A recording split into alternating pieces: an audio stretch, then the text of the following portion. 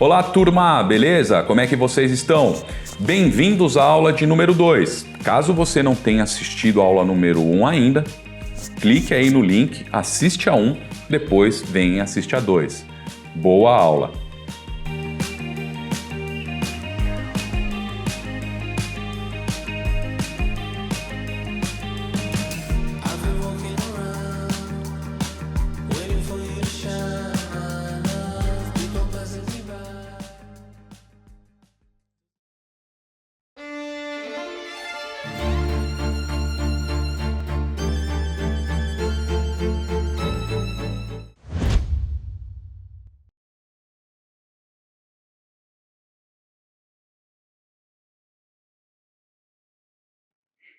E qual a segunda variável que estudaremos mais a seguir?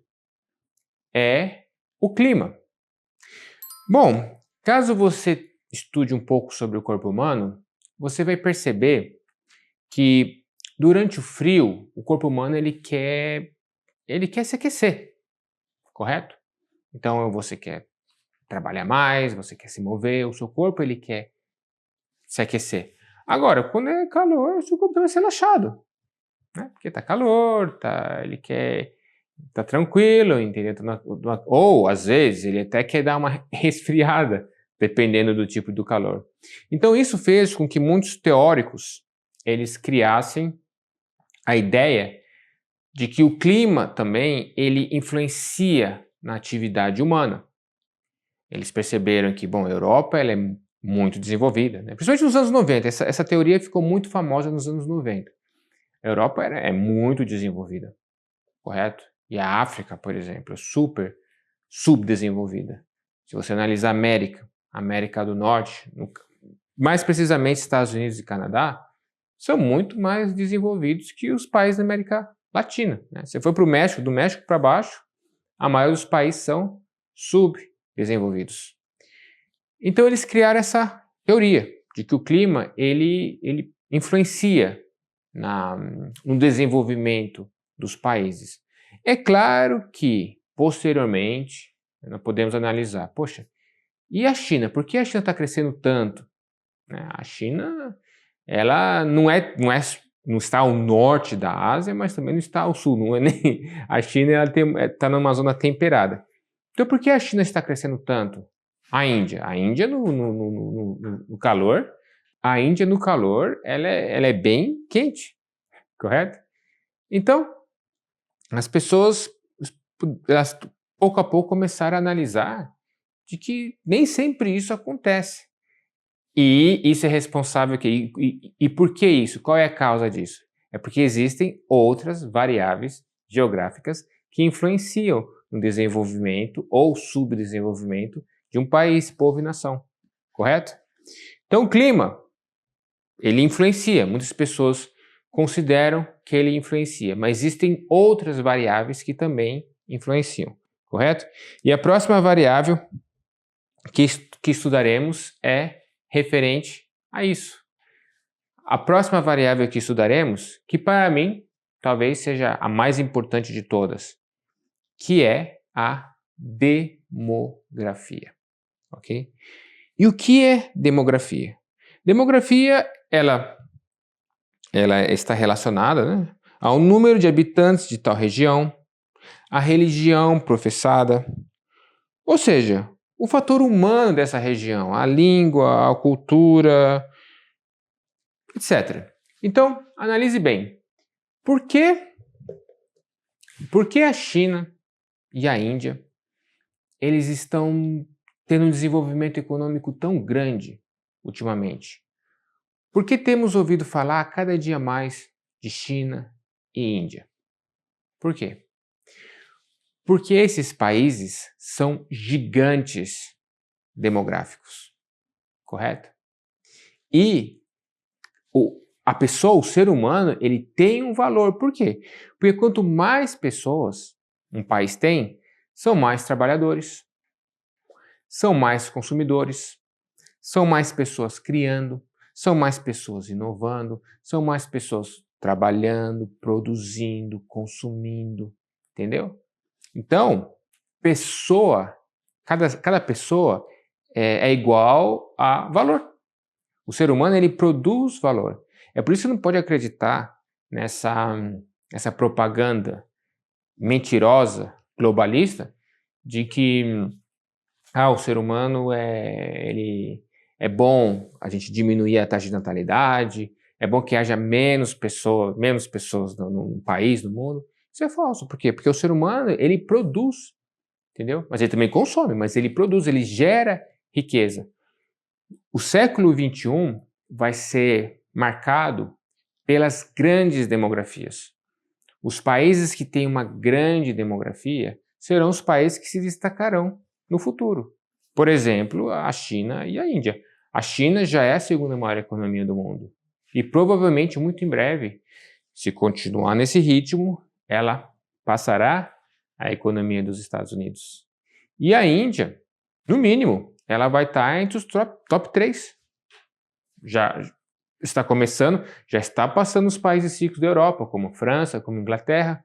Provavelmente em breve vai passar a Alemanha e depois o Japão.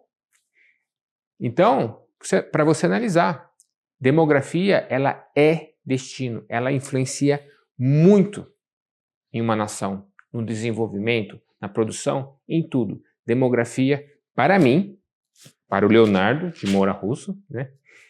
Demografia é a variável mais importante de um país. Contudo, preste atenção, existem duas classificações demográficas. Existe a demografia homogênea, correto? E existe a classificação, a demografia heterogênea. E qual a diferença de uma e outra? Bom, homogeneidade significa uniformidade. Então, quais são os países homogêneos, digamos, uniformes? Leonardo, me dê alguns exemplos aí. Me dê alguns exemplos de países homogêneos, que são uniformes. Bom, eu posso citar o caso do Japão. A maioria das pessoas que habitam o Japão, elas se consideram japonesas, elas têm a cultura japonesa, correto? A maioria fala o idioma japonês, a maioria das pessoas se considera, tem identidade japonesa. O Japão é um país muito homogêneo. Outro país muito homogêneo, a Polônia. A grande maioria dos poloneses se considera polonesa, fala o idioma polonês, correto? A maioria professa a fé católica. Então, a Polônia é um país extremamente homogêneo. Quer também saber um outro país que ele é homogêneo e talvez você não saiba? Sabe qual? O Brasil, o que você acha? Você acha que ele é homogêneo ou você acha que ele é heterogêneo? Porque no Brasil você vê tantas faces diferentes, né? Pessoas de todas as cores, azul, preto, verde, rosa, né? No Brasil tem todas as cores, né? Tem várias tonalidades diferentes. Você acha que o Brasil ele é homogêneo ou ele é heterogêneo? Não, na verdade o Brasil ele é um país bem homogêneo. Nossa, Leonardo, como assim? O Brasil ele pode ser multiétnico, né? Pessoas de várias origens, né, vieram ao Brasil, e também tinham os indígenas também, que são os habitantes originais da Terra. Então vieram pessoas da África, vieram pessoas da Europa, vieram pessoas do Oriente Médio, temos uma grande comunidade de libaneses, pessoas da Ásia, japoneses, chineses. Então, e também tinham, como eu disse, os nativos originais, né, os índios que estavam aqui antes da colonização. Então, essa mistura de pessoas gerou o povo brasileiro, que tem uma identidade única. O brasileiro, não importa a sua cor, ele se considera brasileiro. Ele fala português, ele geralmente professa fé cristã. Então, o Brasil é um país muito homogêneo, ok? E, bom, homogeneidade eu entendi, mas me fala um país heterogêneo. Então, porque na China todos são chineses, na Rússia todos são russos, no Iraque todos são iraquianos.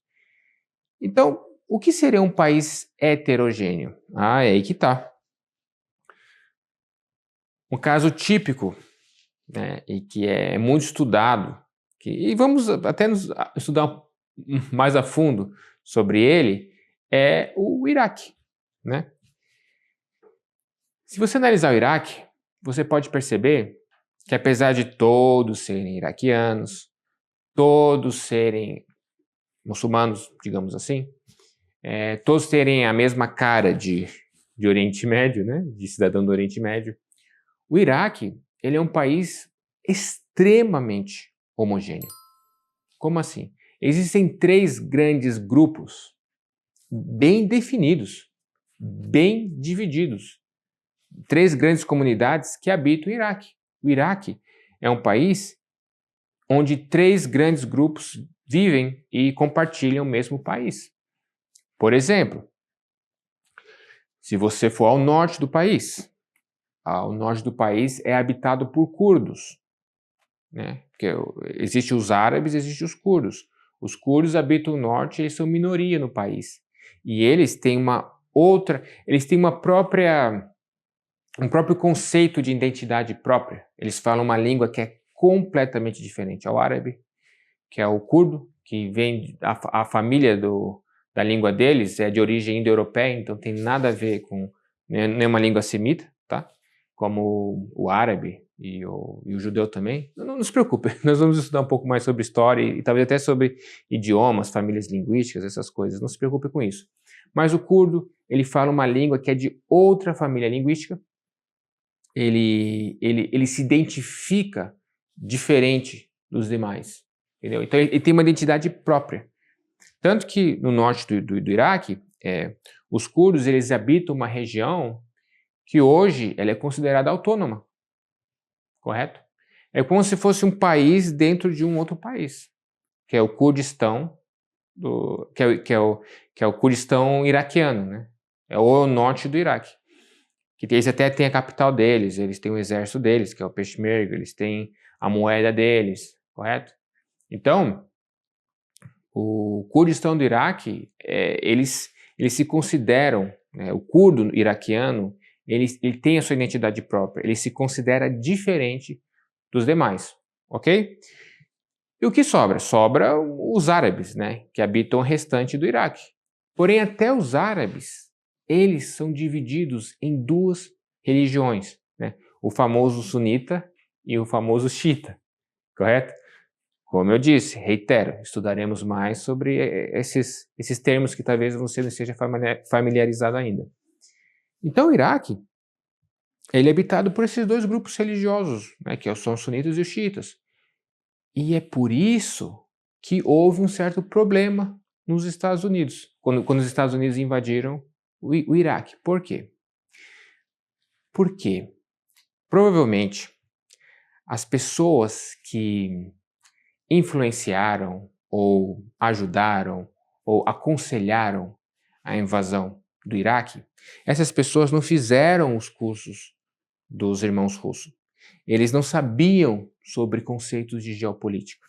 Não sabiam, entendeu? Então essas pessoas, quando elas invadiram o Iraque, quando elas aconselharam o exército americano a invadir o Iraque, elas viram todo aquele povo como um povo só, como um povo do Oriente Médio, entendeu? E por isso falaram, vamos invadir, vamos tirar o Saddam Hussein e vamos colocar a democracia para o povo iraquiano, correto? Eles agiram pela ideologia e não agiram através do conhecimento. Para você ver como o conhecimento é importante. Sem conhecimento, você toma atitudes erradas, correto? O que aconteceu no Iraque? Cada cidadão iraquiano, por exemplo, um cidadão xiita, quis votar em políticos xiitas, o cidadão sunita quis votar em políticos sunitas, e o curdo quis fazer o seu próprio país, né, a sua região autônoma, digamos assim. Então, o que aconteceu é que as divisões se acirraram, ficaram mais fortes, entendeu? Elas ficaram mais definidas as divisões do povo iraquiano. E o que aconteceu? Que como os xiitas são maioria no Iraque, os xiitas tomaram o poder no Iraque. Porque a maioria dos iraquianos votaram em políticos xiitas. E o que aconteceu? O que aconteceu é que a população sunita se sentiu inferiorizada, se sentiu oprimida, se sentiu sem espaço, não representada. Entendeu? E é por isso que surgiu quem? Você sabe? O Estado Islâmico.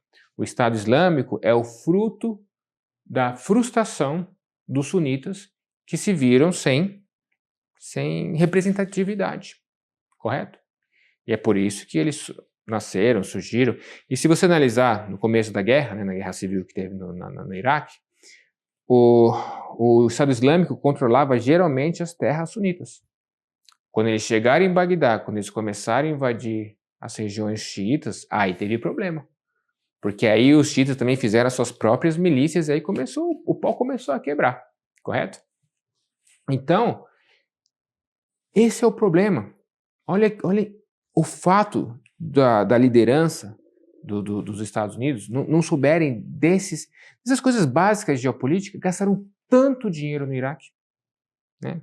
A invasão do Iraque foi um gasto gigantesco. E o do Afeganistão, pior ainda. Né? Porque o Iraque, pelo menos, tem petróleo. Então, para você analisar como o conhecimento ele é importante, como é importante você estudar outras áreas de conhecimento para você não fazer bobagem. Correto? Então, esse é um país heterogêneo. Existem outros casos também. A Rússia também, por exemplo, que citamos aqui, a Rússia é um país também heterogêneo. Existe a maioria do povo russo, aquele povo cristão ortodoxo, né, católico ortodoxo, que é de traços europeus. Mas se você for mais à Ásia, na parte asiática da Rússia, existem também pessoas de origem asiática, povos até budistas. Se você for mais ao Cáucaso, né, região da Chechênia, do Daguestão, são pessoas caucasianas, são pessoas muçulmanas, correto?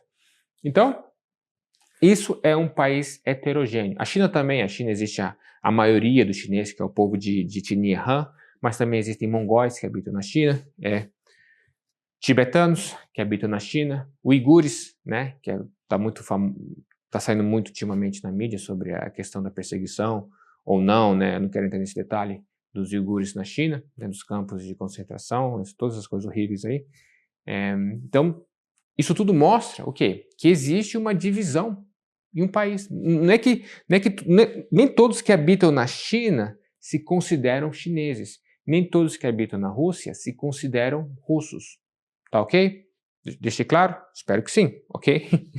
Beleza. Então, como eu disse, demografia é extremamente importante. É por isso que eu gastei mais tempo falando sobre demografia.